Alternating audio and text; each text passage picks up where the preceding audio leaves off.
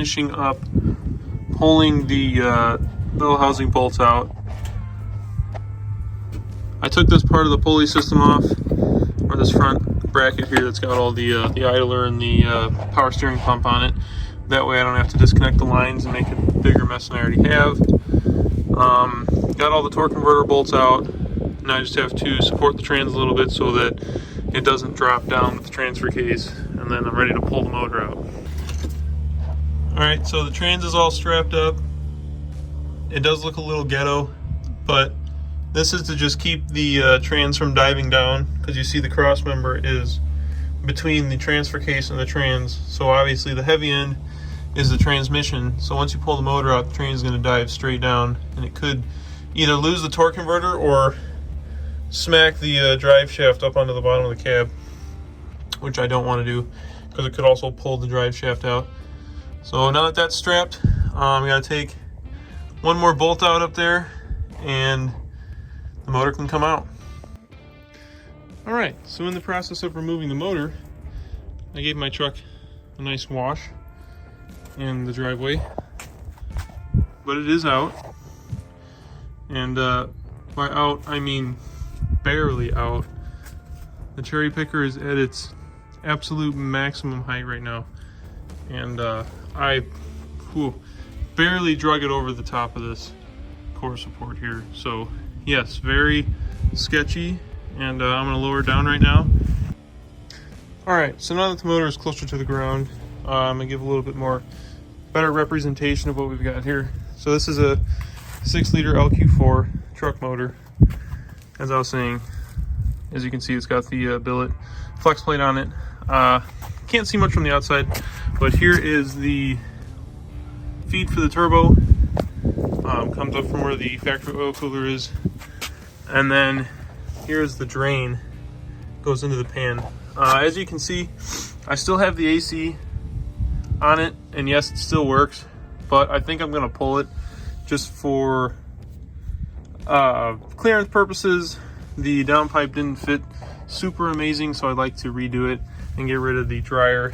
And then I also have concern about the drain tube getting caught by this belt here, so probably get rid of that. But we're gonna start tearing the motor down, and I'm gonna show you guys the carnage. And before I forget, I'll just give another rundown here of the engine bay itself. So that's the converter. As you can see, the top of the trans there is broken off. It's a fairly common thing, but the Turbo 400s used to only have 6 mounting points, so that 7th top hole isn't really too big of a deal. But like I said, that's a Circle D 3600 stall triple disc with the billet face. And then as you can also see, the truck has a lift. But other than that, I've got dash 6 and fuel lines running all the way back to the pump, which I haven't talked about the pump yet. The pump was made by a guy in middle Illinois somewhere. Forgot exactly what town, but he builds Walbro 450 525, and I don't remember the other size, but he did a dual 450 pump for me with a billet hat, so it was a direct drop-in with the hot wire kit that he also included. Alright, so I got the motor torn down to the basic long block. Basically took all the accessories off, pulled the valve covers off, removed the rockers with the push rods, and I haven't touched the heads yet. So supposedly, this is after doing a compression test and using the bore scope, I haven't seen inside the cylinder that's bad, but it's this one right here. This is furthest bank back on the passenger side. So I'm gonna tear it apart and show you guys exactly what happened, and we're gonna see if it's savable or not.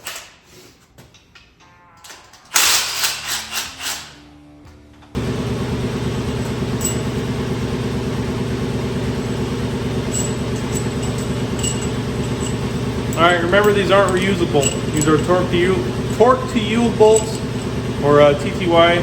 So after they're done with their one use, they get thrown away and you buy a new set.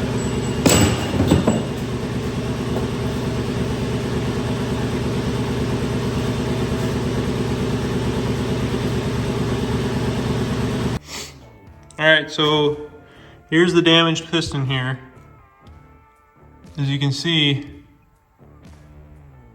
it's pretty melted.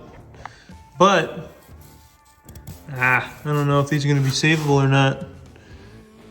It looks pretty roached right there.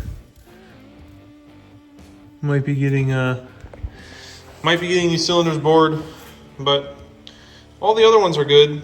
All the other ones on the other side are good as well. It's just this one right here. So as a result of that melted cylinder, or melted piston I should say, it actually ended up blowing the rear main seal out. The reason for this is because it's building about 10 to 15 pounds of boost, give or take.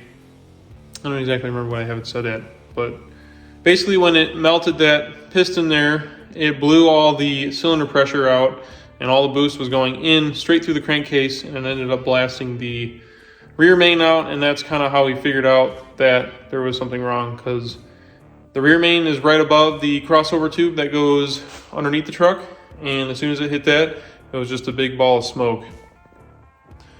All right, fast forward a couple hours here. I pulled the driver's side head off. Everything looked good. That wasn't really my main concern. I flipped it over, pulled the pan off, took the rods out, pulled the pistons from the rods, and got to look at the passenger side piston a little bit better, and it's looking pretty smoked. So another thing is I think the cylinder wall is pretty messed up. It's probably going to have to get bored out. And then there's a couple more things. I don't know if this crank is salvageable or not, and I'm going to go over that in a second here. But it's a little bit more discouraging than I anticipated. So we'll kind of see what the next steps are here. So here is the piston here. As you can see, it's melted pretty good. But what's crazy is in this motor, the set of rings that I had was, I had the regular oil, so the oil ring, and then I had a phenolic lower ring. So where it blasted through, you could see the burn marks here. That's where it blasted through.